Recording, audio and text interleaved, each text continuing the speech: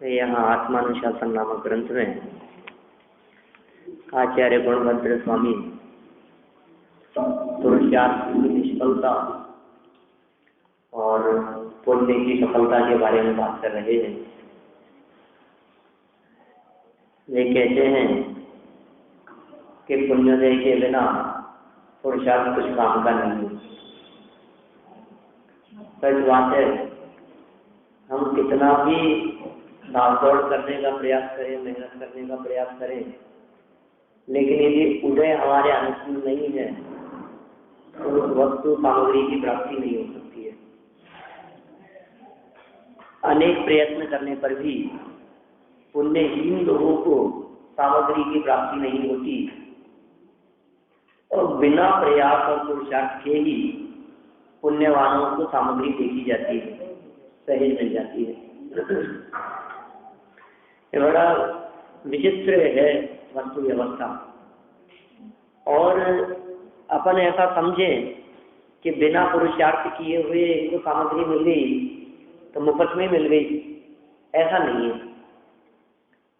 वर्तमान पुरुषार्थ दिखाई नहीं दे रहा, लेकिन पूर्व में उस जाति का कार्य उन्होंने किया था जिससे वैसा पुण्य बना था।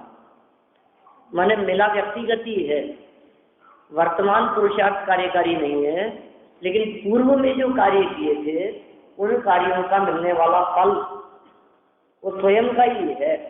किसी और के किए हुए कर्म हमारे काम नहीं आते और हमारे किए हुए कर्म किसी दूसरे के काम नहीं आते। बस इसी बात को यहाँ इन्होंने समझाया है। 32 नंबर का श्लोक कल हमने पढ़ा है, पेज नंबर 30 पर, और इसका अर्थ भी कल हमने पढ़ लिया था। भावार्थ पढ़ते फिर आगे बढ़ेंगे।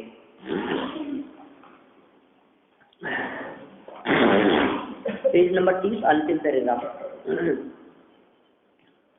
पुरुषार्थ से दुख का निवारण होता है। देखो, लोग ऐसा समझते हैं ये सच्चाई नहीं है। पुरुषार्थ से दुख का निवारण होता है, ये सच्चाई नहीं है। ये तो कह रहे हैं ऐसा जो मानता है, फिर आगे बात बदल देंगे, ठीक है। क्योंकि अपने को ऐसे लगता है कि साहब तकलीफ हो रही है, दुख हो रहा है, तो इसका निवारण करना है, कुछ काम तो करना ही पड़ेगा ना। लेकिन भैया दवाई लेते हुए भी, डॉक्टरों को दिखाते हुए भी और बहुत प्रयास और पुरुषार्थ करते हुए भी वो दवाई रिएक्शन कर जाती है, उल्टा हो जाता है। ठीक होने की बजाय और ज़्यादा बीमार पड़ जाता है, गलत डॉक्टर के चले जाता है, गलत दवाई लग जाती है, ऑपरेशन दाएं की जगह बाएं में हो जाता है। बोलो आप, तो होते ही रहते हैं इस तरह का। आपके साथ हो?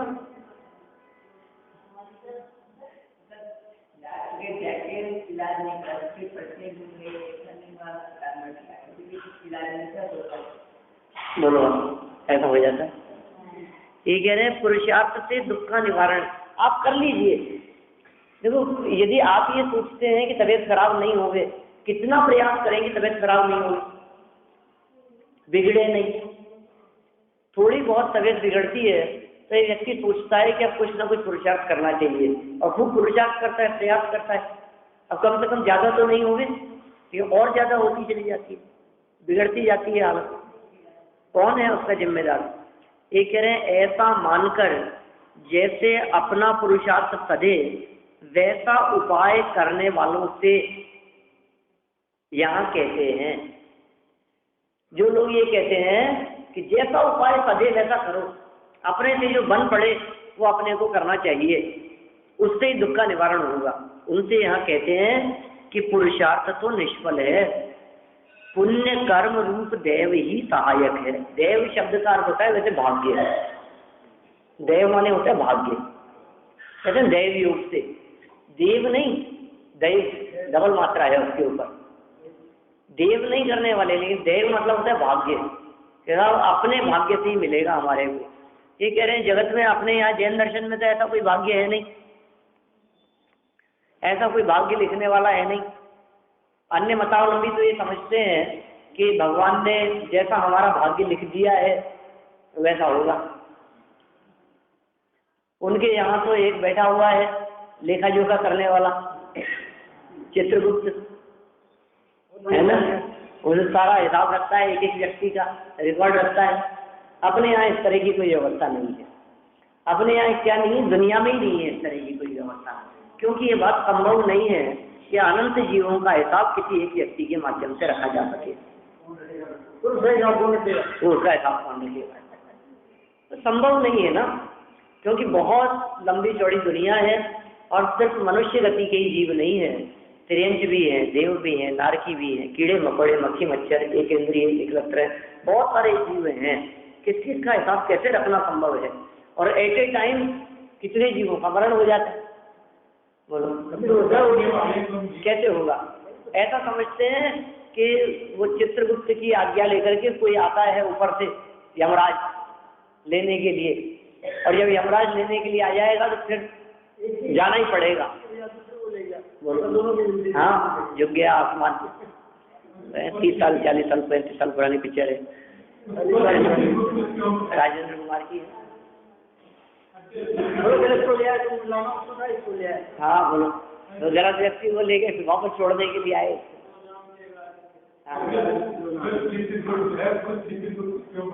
हाँ देखिए, बहुत मतलब ऐसा कुछ संभव नहीं है, ऐसा कोई यमराज नहीं होता है जो लेकर के जाता हो।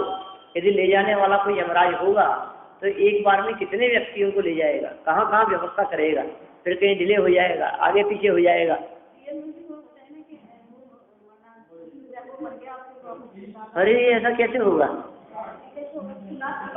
किससे सुन लिया आपने? क्या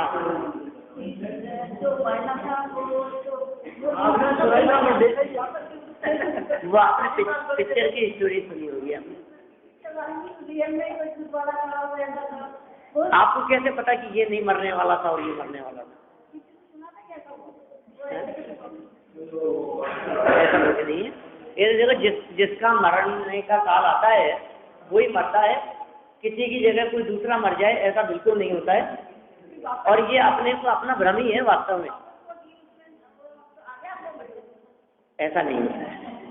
ऐसी घटनाएं कई बार घटती हुई देखी जाती है, ऐसा लगता है ये इधर से इधर हो गए, उस जगह बैठे थे 2 मिनट पहले ही इनकी जगह वो मर गया। ऐसे घटनाएं हो जाती है कई बार। ये है ना, अशोक जी जैसे ही थे ना, नहीं कपड़वार वाले, तो वो सुनाते थे उनकी खुद की घटना है। तो उनका स्वर्गवास हुए मैं समझता हूँ 7-8 साल हो गए होंगे।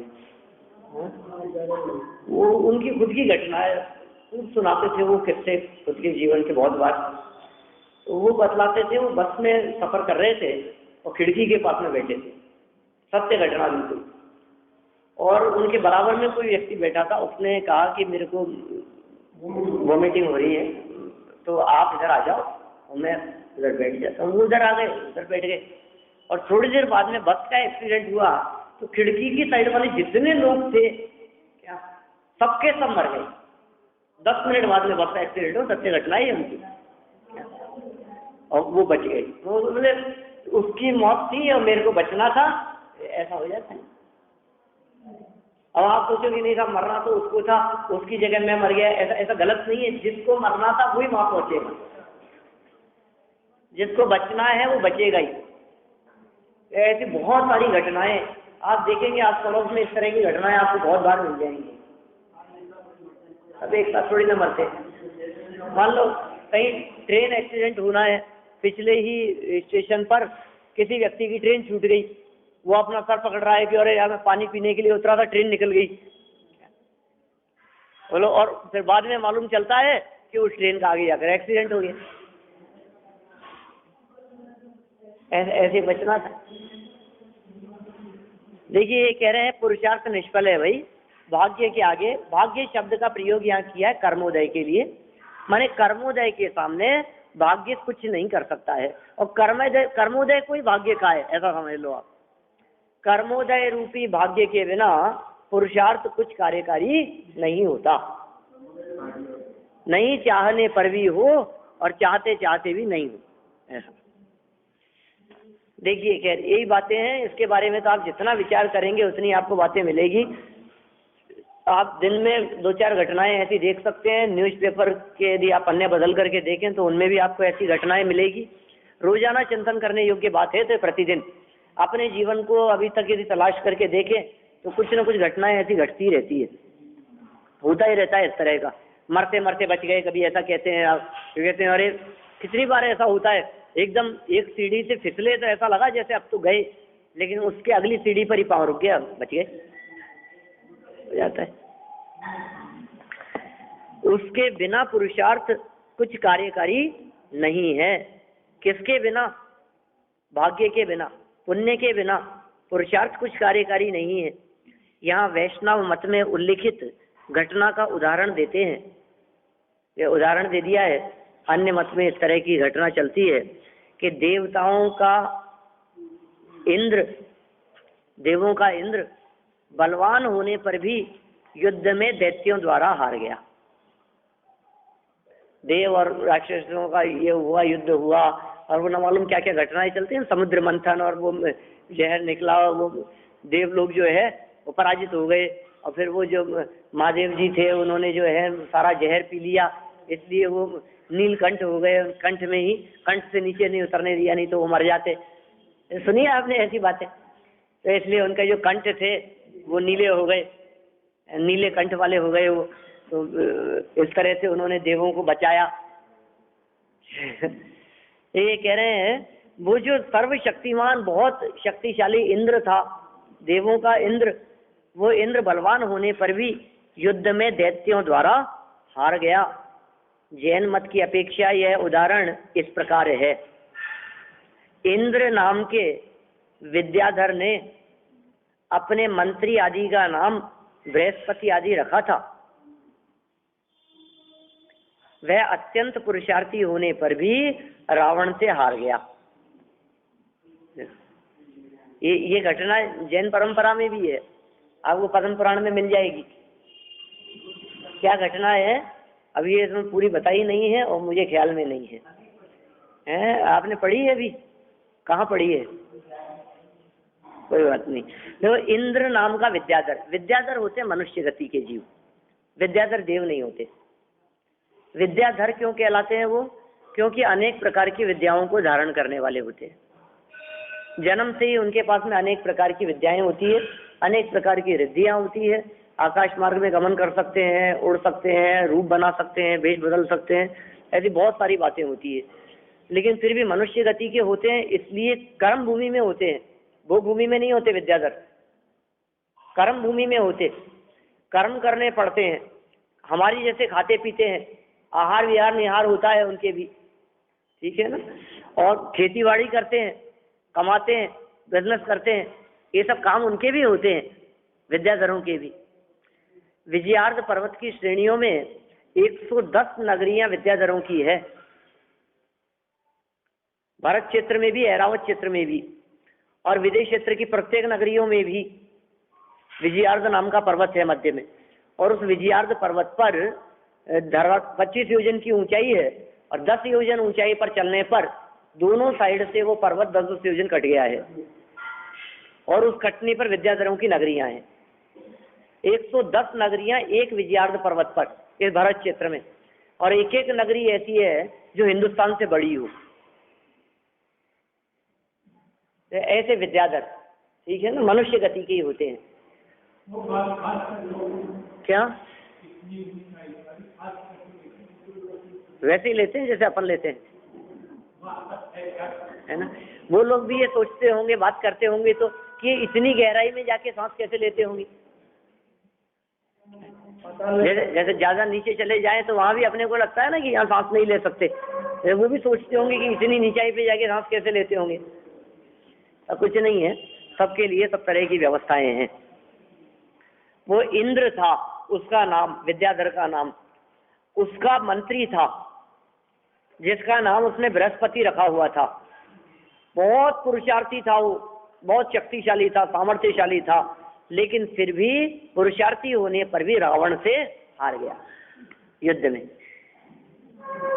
रावण जो है ये राक्षस जाति के थे, है ना, राक्षस जाति के कहेंगे दैत्य, और वो इंद्र, तो इंद्र दैत्य से हार गया, ऐसा अर्थ निकला इसका।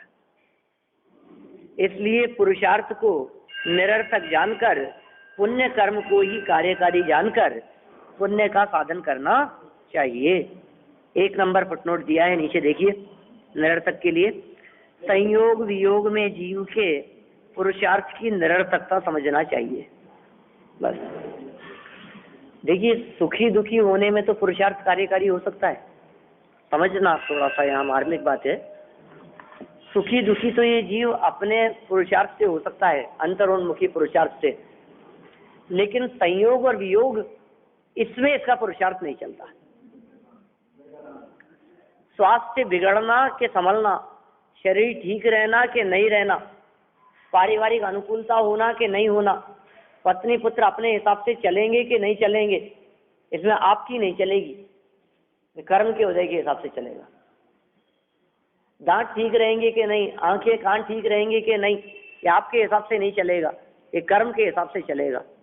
तो किसी भी वस्तु का संयोग और वियोग आर्त ध्यान के प्रकरण में जिसके लिए कहा गया इष्ट वियोग और अनिष्ट संयोग, लेकिन वो आर्त ध्यान ये इसके दुख का कारण है, इष्ट वियोग और अनिष्ट संयोग ये दुख का कारण नहीं है। क्या कहा?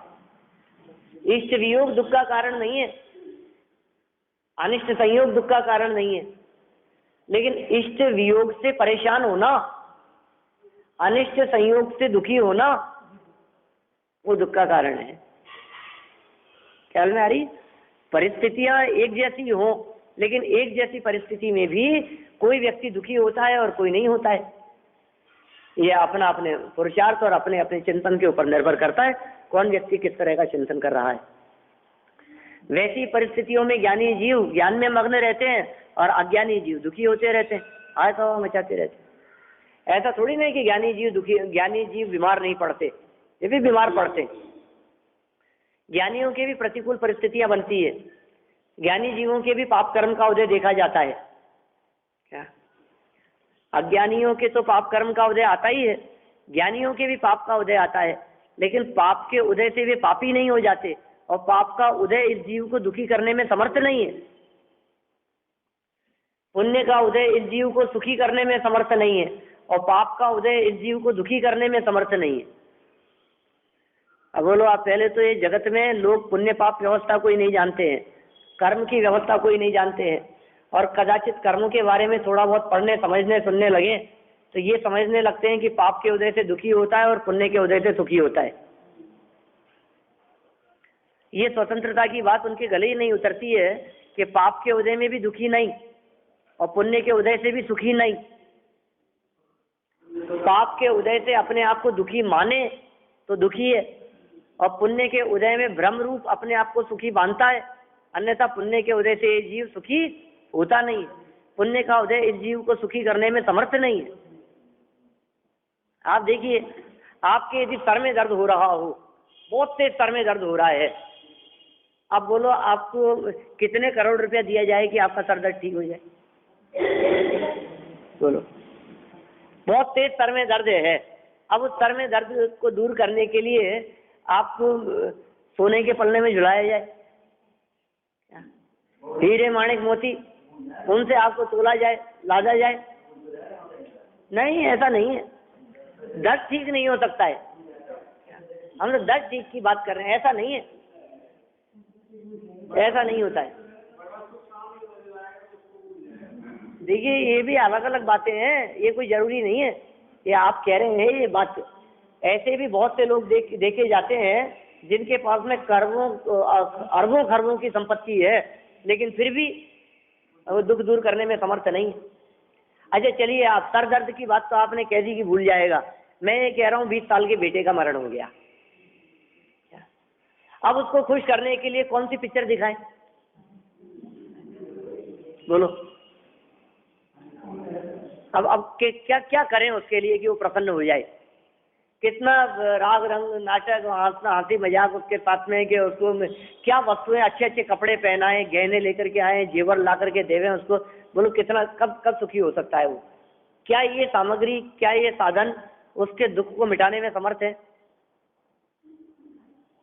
देखो, ये सामग्री और साधन तो दुख को मिटाने में समर्थ नहीं है, तो फिर कौन है उसके दुख को मिटाने में समर्थ?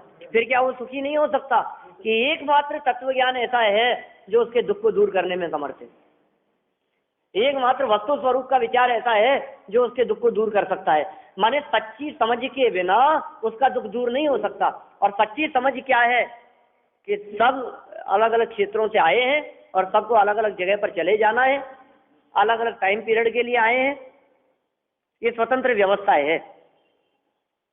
कुछ समय का संयोग दिखाई देता है, एक वृक्ष पर अनेक दिशाओं से आकर के पक्षी आकर के बैठ गए हैं, बस ऐसा संयोग है।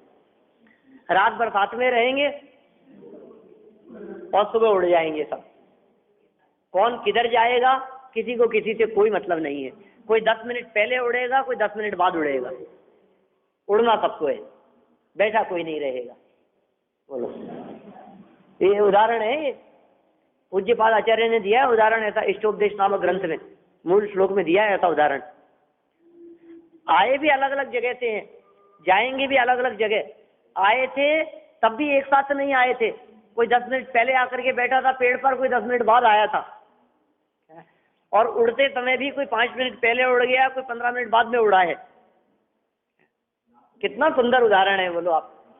बिल्कुल प्रैक्टिकल अपने को बात ख्याल में आती है। परिवार में इसी तरह से जितने लोग हैं अलग अलग जगह से आए हैं, अलग अलग समय में आए हैं। किसी का जन्म सन 80 में हुआ है, किसी का जन्म सन 65 में हुआ है किसी का 75 में जन्म हुआ है, किसी का 90 में जन्म हुआ है। सब अलग अलग समय में आए हैं और जाएंगे कब? समय में चले जाएंगे। और बीच का टाइम कि थोड़े बहुत समय साथ में, पेड़ पे रात गुजारने जैसा है। थोड़े समय साथ में रहते हैं तो उनसे अपनापन। देखो, जो अपनापन करता है, जो तन्मयता करता है, वो वियोग हो जाने पर दुखी होता है। और जो इस स्वरूप को सहज जानता है वो व्यक्ति दुखी नहीं होता है। वो जानता है इस बात को कि देखो, संयोग कहते ही उसे है जिसका वियोग नियम से हो। ये संयोग की परिभाषा है। संयोग कैसे कहेंगे? जिसका वियोग नियम से हो उसे संयोग कहते हैं। अब 100% होगा ही। शादी हुई थी तो ये बात नक्की है कि या तो पहले वो चली जाएगी या पहले तुम चले जाओगे। दोनों एक साथ नहीं होंगे। जाना दोनों को है और अलग अलग जगह पर जाना है। कौन कहाँ जाएगा? अब जो इस व्यवस्था को जानता है वो आकुलित व्याकुलित नहीं होता, परेशान नहीं होता, दुखी नहीं होता। कदाचित राग के उदय से जितना राग है, जितना कषाएं हैं, ठीक है ना, उतना ये जीव दुखी होता है। और जितनी सच्ची समझ है उतना परिणामों में शांति रहती है। यह भाव मिश्र रूप है। अच्छी सराग रहा है, कुछ वीतरागता है, कुछ सरागता है। जितना राग और कषाएं हैं, जितनी आकुलता है उतना दुख है। जितना वीतराग परिणाम है उतना शांत भाव है। मरण किसके यहाँ नहीं हुए, किसके यहाँ नहीं होते हैं? सबके यहाँ। उनका तो प्रसंग आता है इस तरह का, गौतम बुद्ध का। गौतम बुद्ध, एक महिला के पुत्र का स्वर्गवास हो गया, मर गया वो लाश को लेकर के पहुंच गई गौतम बुद्ध के पास में। तो कहा कि इसे जीवित करो। मैं तो जाऊंगी ही नहीं बिल्कुल, और आपकी भक्त हूं मैं तो, और आप ही कर सकते हो ये काम। आप ही इसको जिंदा कर सकते हो। और उन्होंने कुछ ऐसा प्रसंग बता दिया कि मूंग की दाल ले आओ कि चने ले आओ, लेकिन ऐसे घर से लेकर के आना एक मुट्ठी जिस घर में किसी का मरण नहीं हुआ हो, मैं जिंदा कर दूंगा इसको। और अभी ले आती हूँ, इसमें क्या है? सब घरों में जाकर के घूम ली, लेकिन कहीं कोई घर ऐसा नहीं मिला जहां किसी का मरण नहीं हुआ। बोलो फिर क्या होता? फिर भी अपेक्षा थी जिंदा करने की, ये नहीं रही। क्यों? क्योंकि सबके यहाँ होता है। ये तो वियोग तो सबके यहाँ होता है, इसमें क्या दम है? होने ही वाला है। ये बात समझ में आ जाने पर ये व्यक्ति दुखी नहीं होता। हम यहाँ बात कर रहे थे कि पुण्य का उदय इस जीव को सुखी करने में समर्थ नहीं है, पाप का उदय इस जीव को दुखी करने में समर्थ नहीं है। लेकिन आर्त ध्यान के प्रकरण में ये 2 पॉइंट दिए हैं, इष्ट वियोग और अनिष्ट संयोग। जब इनके माध्यम से ये जीव खोटा ध्यान करता है, आर्त ध्यान, अकेला इष्ट वियोग अनिष्ट संयोग नहीं, इष्ट का वियोग हो जाने पर परिणामों में होने वाली आकुलता उसका नाम आर्त ध्यान है। अनिष्ट का संयोग हो जाने पर जो परिणामों में विकृति हुई उसका नाम आर्त ध्यान है, और परिणामों में विकृति नहीं हुई तो इष्ट वियोग और अनिष्ट संयोग से ये जीव परेशान नहीं होता। ये बात बता रहे हैं यहाँ, ये सिखा रहे हैं कि पुण्य कर्म को ही कार्यकारी जानो आप अनुकूलताओं के लिए। अनुकूल सामग्रियां पुण्य के योग से मिलती है, इसलिए पुण्य का साधन करना चाहिए। अभी एक लड़का हाँ रोज चल रहा है उसका, तो मर्सिडीज 80 लाख की खरीदी। हाँ? अच्छा हाँ क्या कहते हैं कि मैं कितना भी धन ले जाओ, इतना पैसा है मगर मेरे बेटे को क्या करें। तो ऐसी घटना है सब, इसमें क्या है। रोज दिखती है इस तरह की घटनाएं दूसरों के लिए, अपन बात करते हैं, अपने साथ भी ऐसी घटनाएं घट जाती है, हो जाता है इस तरह। अब क्या कर लोगे आप, किस लिए खर्च किया बोलो 80 लाख रुपया, किस लिए खरीदी थी गाड़ी। ऐसी परिस्थितियों के लिए तो ऐसी गाड़ी खरीदते हैं। सही बात है। चलिए खैर, पुण्य कर्म करने वालों की यहाँ बात कही है, पुण्य करें आप और अपने उपयोग को निर्मल रखें, अपने परिणामों में निर्मलता रहे, ऐसी बात इन्होंने यहाँ कही है। क्योंकि पुण्य के बिना पुरुषार्थ भी निष्फल होता है, कार्यकारी नहीं होता है। देखिए आगे बात करते हैं अपन। यहाँ कोई इस तरह की बात करे कि अरे साहब ये बातें ऐसे पुण्यशाली कहाँ होते हैं आज के ज़माने में, कौन करता है। जहाँ देखो वहाँ हमें तो पापी पापी दिखाई देते हैं। पुण्यशालियों की बात तो आज के इस कलयुग में कहाँ, आप भी सतयुग की बात कर रहे हो, सतयुग की कल्पना करते हो। इस पंचम काल में चौथे काल की बात मत करो आप, यहाँ तो सब ऐसे ही चलेगा। यहाँ तो हर व्यक्ति पापी दिखाई देता है। तो ये कह रहे हैं हिंसादिक के त्यागी सत्पुरुष आज भी हैं। ऐसा मत समझ लेना कि वर्तमान में धर्म ही नहीं है, आज भी ज्ञानी धर्मात्मा पुरुष हैं, धर्मात्मा लोग दिखाई देंगे, सज्जन पुरुष दिखाई देंगे, होते हैं, आज के समय में भी ऐसा होते हैं। ये बात इन्होंने आगामी श्लोक में कही है। देखिए, उक्त हिंसादिक का त्याग वर्तमान में नहीं दिखता, ऐसा कहते हैं लोग। हिंसादिक में वही पांचों पाप ले लेना। उक्त हिंसादिक का त्याग वर्तमान में नहीं दिखता, वैसा आचरण करने वाले असंभव भाषित होते हैं। शिष्य कह रहा है आचार्य देव से कि आप जिस प्रकार के आचरण की बात कर रहे हो, जैसे धर्माचरण में लगने की बात कर रहे हो, ऐसे लोग वर्तमान में दिखाई नहीं देते। ये बातें तो हमारे को असंभव जैसी दिखती है। इसलिए भूतकाल में हुए त्यागियों की कथा मात्र ही सुनने में आती है। ऐसा तर्क करने वाले पुरुष को आगामी चंद में उत्तर देते हैं। माने शिष्य ने क्या बात कही, ये तो कहानियां मात्र रह गई। आपने जितने उदाहरण दिए, बोलो, आपने राम सीता का उदाहरण दे दिया, लक्ष्मण की बात कर दी, रावण की बात कर दी, उसकी बात कर दी, ये सब कौन से जमाने की बातें कर रहे हो आप। उसको जंगल में छुड़वा दिया, फिर भी उसने ऐसा उपदेश दे दिया। आज के जमाने में मिलेगी कोई ऐसी सीता? बोलो कहाँ होता है ऐसा। आपने रामचंद्र जी का उदाहरण दे दिया, पाप कर्म का उदय था, पिताजी ने कहा कि नहीं 14 वर्ष के वनवास के लिए जाना है, तो ठीक है जो आ गया पिताजी और चल दिए 14 वर्ष वनवास के लिए। मिलेगा कोई ऐसा बेटा? तो ये शंकाकार ऐसी शंका रख रहा है कि साहब आपकी बातें सुनने में तो बहुत अच्छी है, आप जो बात कह रहे हो ये बात हमारे को समझ में भी आ रही है, लेकिन ये बातें वर्तमान युग में कहाँ दिखती है। ये तो पुराने जमाने की बातें हैं, 10-10, 5-5 हजार वर्ष पहले की बातें कर रहे हो आप। ऐसा राजा हुआ था और उसने ऐसा किया था और उसने उसका सहयोग किया था और वो आज्ञाकारी था और वो कर्म के उदय के बारे में विचार करके उसने ऐसा ऐसा किया। आप किन की बातें कर रहे हो? आज के समय में ऐसे धर्मात्मा पुरुष नहीं दिखाई देते हैं। वो सतयुग की बातें थी, ये कलयुग चल रहा है। तो उसको कहते हैं, ऐसे व्यक्तियों को कहते हैं कि भैया ये मात्र कथाएं ही नहीं है, ये मात्र कहानियां ही नहीं है, ये सब सत्य बातें हैं और ऐसी परिस्थितियां वर्तमान में भी दिखाई देती है। इसलिए आगामी चंद में इस बात को बहुत स्पष्टतया समझाते हैं। देखिए 33 नंबर का ये श्लोक है, शार्दुल विक्रीडित चंद। मोहं विहाय स्वयं रत्नानां निधये पयोधये व्याव्रतवी तत्प्रहा पश्चातेरपि नो नभो विमुतया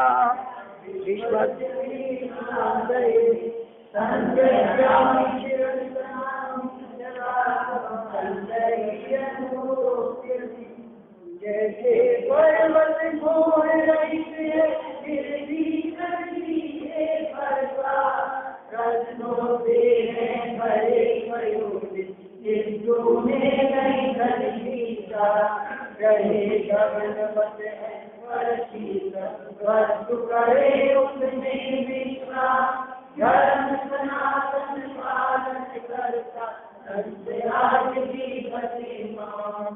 बोलो आप। जैसे पर्वत मोह रहित हैं, आज भी पर्वत दिखाई देते हैं, अडिग दिखाई देते हैं, मोह रहित दिखाई देते हैं। उन पर्वतों में बहुत रत्न भरे होंगे हैं, अंदर न मालूम क्या क्या वस्तुएं होगी, और फिर भी पृथ्वी के भरतार, पृथ्वी के पालन करता और रत्नों से हैं भरे पयोनिधि, पयोनिधि मतलब समुद्र, समुद्र रत्नों से भरे हुए हैं, किंतु उन्हें नहीं धन की चाह। रत्नों से भरे हुए समुद्रों को धन की चाह नहीं देखी जाती है। रहे गगनवत अस्पर्शी, आसमान के समान, आकाश के समान अस्पर्शी रहे, सब वस्तु करे उसमें विश्राम। धर्म सनातन, सनातन धर्म के पालन करता ऐसे संत आज भी बसे महान, आज भी ऐसे महान संत देखे जाते हैं। देखिए पढ़ते हैं अपन इसके अर्थ में क्या बात करते हैं, विस्तार से अर्थ दिया है इसका। चिरकालवर्ती महामुनियों के मार्ग पर चलने वाले शिष्य आज भी प्रत्यक्ष देखे जाते हैं। चिरकालवर्ती मतलब बहुत पुराने समय से चलने वाले, बहुत लंबे समय से चले आए। आपने बात कही है ऐसे पुराने महामुनिराजों की, किसी ऋषि की बात करी, किसी त्यागी तपस्वी सन्यासी की बात करी, उन्होंने ऐसा किया, घानी में पेल दिए गए और ऐसे ऐसे हुए मुनिराजों के साथ में। ये कह रहे हैं ऐसे महामुनिराजों के मार्ग पर चलने वाले, उसी पथ पर चलने वाले, उनके अनुगामी ऐसे शिष्य आज भी प्रत्यक्ष देखे जाते हैं। वे सत्पुरुष कुलाचल के समान पृथ्वी के स्वामी हैं। क्या कह रहे हैं? कुलाचल मतलब पर्वत, पर्वतों के समान पृथ्वी के स्वामी हैं। जिस प्रकार पृथ्वी, जिस प्रकार पर्वत पृथ्वी को धारण करता है परंतु उसके प्रति मोह से रहित होता है, उसी प्रकार सत्पुरुष पृथ्वी में स्थित जीवों का पोषण करते हैं परंतु उनके प्रति मोह से रहित हैं।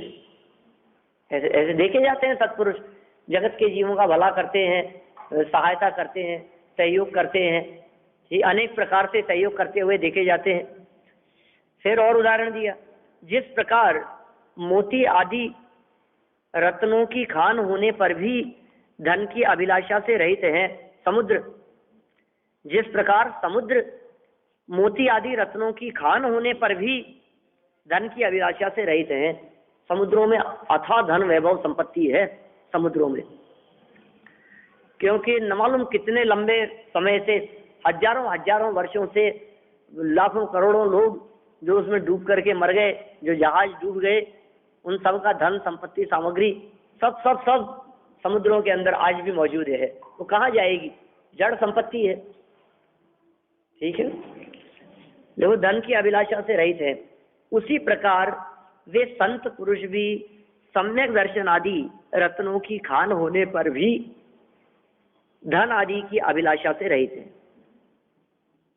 क्या कह रहे हैं? वे संत पुरुष, सज्जन पुरुष, महापुरुष सम्यक दर्शन आदि रत्नों की खान है। सम्यक दर्शन है, सम्यक ज्ञान है, सम्यक चारित्र है, ठीक है ना, सम्यक तप है, सम्यक यम नियम है, ऐसे बहुत सारी बातें हैं जो उनके जीवन में प्रकट हो गई है। अनेक गुण ज्ञानियों के जीवन में प्रकट हो गए हैं। ऐसे रत्नों की खान होने पर भी धन आदि की अभिलाषा से रहित है। तो वे रत्नों की खान है और धन की अभिलाषा उनको रंच मात्र भी नहीं है। और कैसे हैं सत्पुरुष?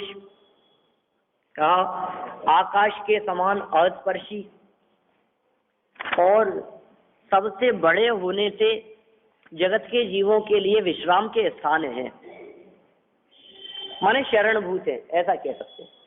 विश्राम के स्थान है मतलब शरणभूत हैं। जो बड़े लोग होते हैं वो दूसरों को अपनी शरण देते हैं, उनकी शरण में बहुत सारे लोगों का पालन पोषण होता है, सुरक्षित रहते हैं, लोगों को सुरक्षा प्रदान करते हैं। ऐसे सज्जन पुरुष, ज्ञानी धर्मात्मा पुरुष जगत में आज भी देखे जाते हैं।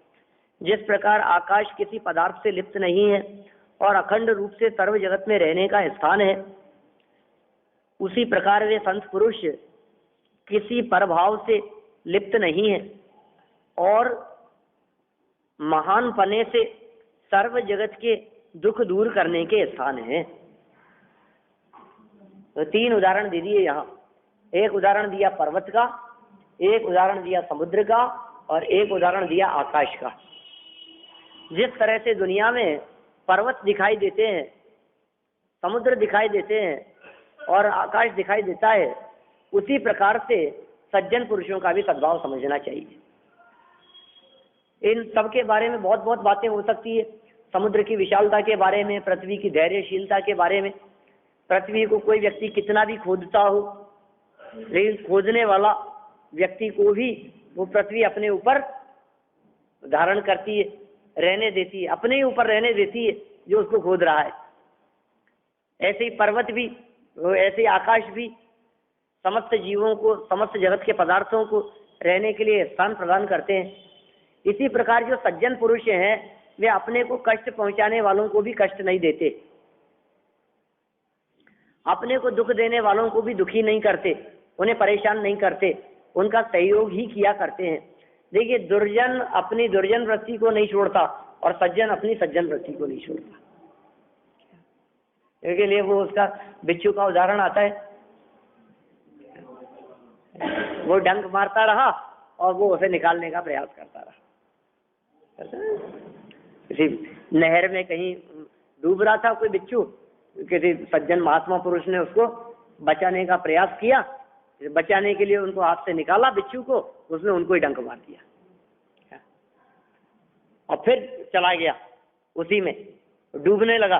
फिर उन्होंने कहा कि डंक मार दिया तो ठीक है, कोई बात नहीं, फिर बचाने का प्रयास किया। वो सज्जन अपनी सज्जनता को नहीं छोड़ते और दुर्जन अपनी दुर्जनता को नहीं छोड़ते। महान पुरुष आज भी दुनिया में मौजूद हैं, ये बात बतलाने के लिए इन्होंने ये श्लोक कहा है।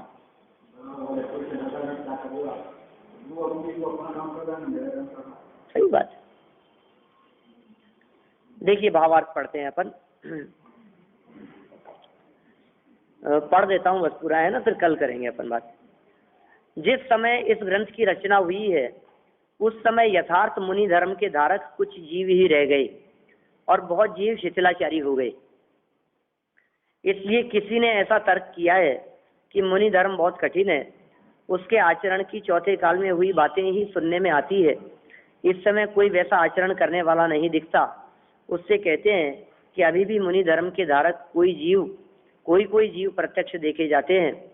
तो धर्म का अभाव कहकर अपने शिथिलाचार को पुष्ट क्यों करता है?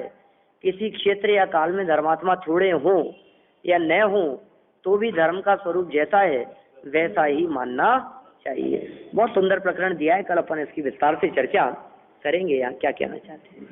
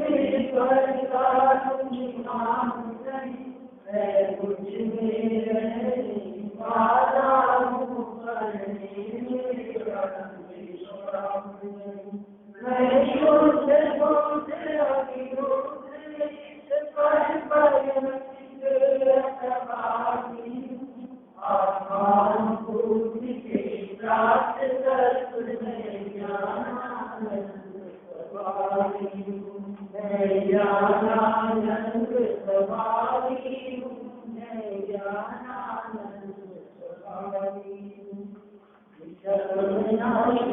ज्ञान के प्रकाश में बाबा बड़े भाष देखो मानुषी ज्ञान देखो मंदिर विमान देखो सबर किसान देखो परम समाधि अनुसार देखो चीज के संसार देखो खाओ न संसार देखो पग उड़वानी है देखो पार के उदार देखो सुखसार देखो ऐसी चिन्ह मानी है शिवाई के तुझे अद्भुत परमान नारायणी करेंगे माता मैया ये तुम्हारी बात की कोई न कोई है जो तेरा शरणा में स्वभाव है जावानी के ज्ञान से तुझे तो पालो तुम्हारी मत